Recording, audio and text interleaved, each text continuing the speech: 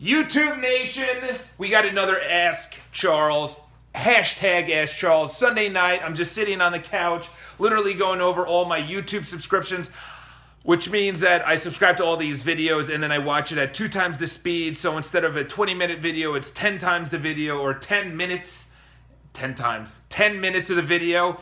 You got to get rid of your TV and just go with YouTube. There are so many smart people on YouTube. It is insane. Like, I am an infant compared to the brilliant people that put out content. These are people double my age making millions and millions and millions and millions of dollars just telling you what they do. And it's free. It's like insane. People are watching reality shows right now instead of actually learning. So we're going to go over a little Q&A. It's Sunday night. Why not? I'm in a good mood. I'm in a healthy mood. First question comes out by Brady Dice. This could be in a video in of itself. He says, curious how to get people to be interested in you. Okay, first of all, this took me well over 8 years. Okay, I read a book, and this is the only book that you need to read and reread and reread. Okay, there's actually another one over there. I'll get it. I think I have it. Do I have it? I don't know. I don't see it. Yeah, no, I do. Okay. So we'll get it. So these 2 books literally are the only reasons I am somewhat good. And by the way, it took me 8 years. So you have to continuously try things, not try things. First is the classic, How to Win Friends and Influence People by Dale Carnegie. This is an absolute, this was written in the 30s. And actually, look at that. I have a little marker. I'm up to page 48 again.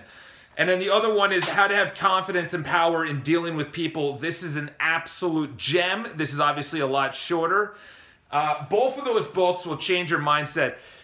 Essentially, 2 things are the most important things. Number 1 is the care of other people in a conversation. So you have to be more interested in what they're saying than what you have to say. And number 2 is questions. You have to ask good questions. The question I absolutely hate hearing when I talk to people. They're like, hey, how's it going?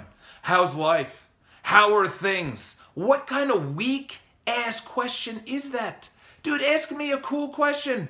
How great is your day? Tell me something fantastic that happened today. How awesome is your morning? Things like that. How great was your weekend? If I haven't seen you in a while. Asking good questions, as Tony Robbins says, will give you quality answers. If you ask stupid, dull, mundane questions, and this is with anything. If you're hiring, if you want to know, if you're asking a girl out and you want to get her interested in you, you have to be interesting in of itself. This is an amazing quote. I just heard this literally 2 weeks ago, and I'm absolutely shocked that I've never heard of it before. But you don't get what you want, you get who you are. You don't get what you want. I want $1 million. I want a pretty girl. I want a great job. I want to start my own business. I want a great relationship with my spouse. I want my kids to like me. I want to influence my friends. Whatever the case is, you don't get what you want, you get who you are. So you, in of itself, if you're interesting, you're going to have interesting conversations. If you're healthy, your friends will more likely be healthy because that's who you're going to want to hang out with. If you have millions of dollars, if you yourself become the person you want to hang out with or influence or be, those are the people that will be circled in your life. Because this is an amazing question. I heard this from one of my clients. I won't mention their name, but this is when I first started in real estate in 2010. And he told me that he was a Hitch, He was like Hitch, the movie Hitch with Will Smith.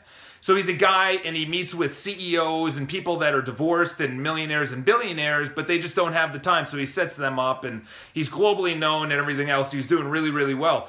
And he told me something that was an amazing quote. I was like really, ignorant in the way I was thinking at the time. I was just out of college. I thought I knew everything.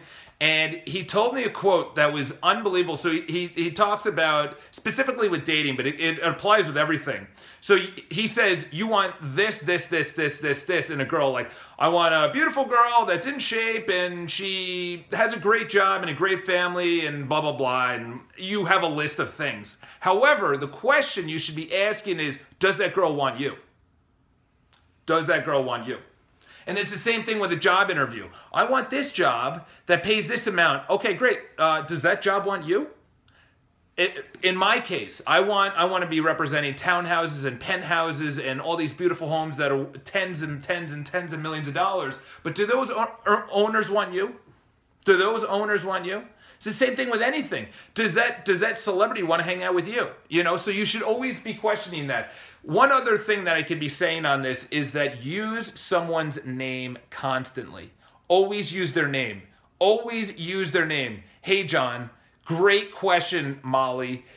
Danielle, that was one of the best. I use names all the time. And also eliminate from emails and everything else. Eliminate the word I, me, my. Always use the words we, us, our, together. You have to say, even if you're, I always ask the question, what time are we available?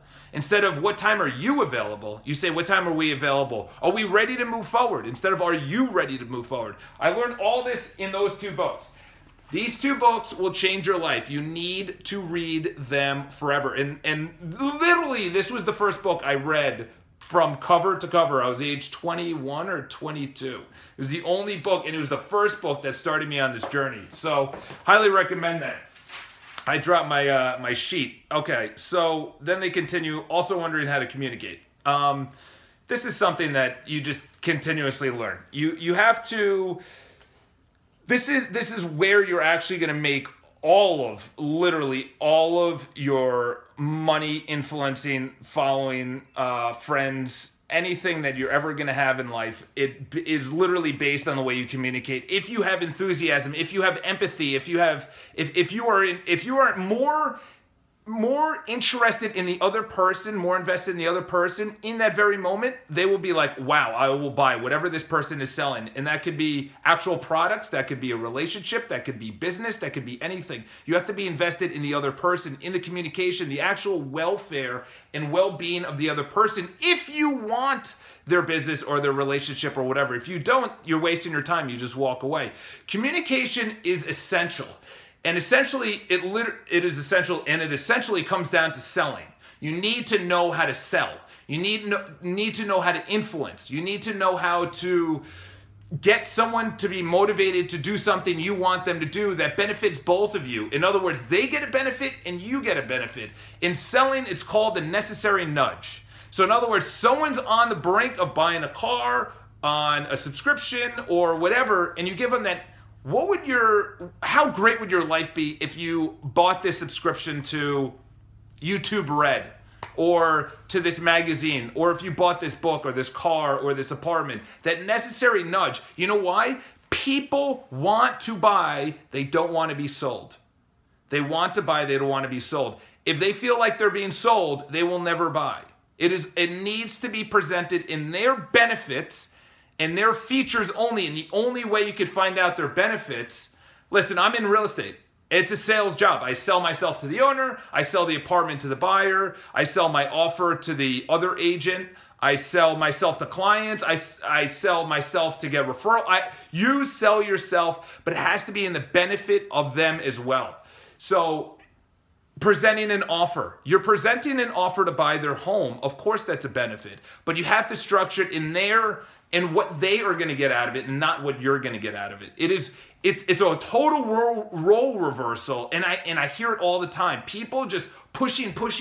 Like, say they just started a new gym, and they just start posting photos about 50% off, 20% off, da-da-da. Why is GoPro? So instead of posting about your gym, post about the benefits of the gym itself.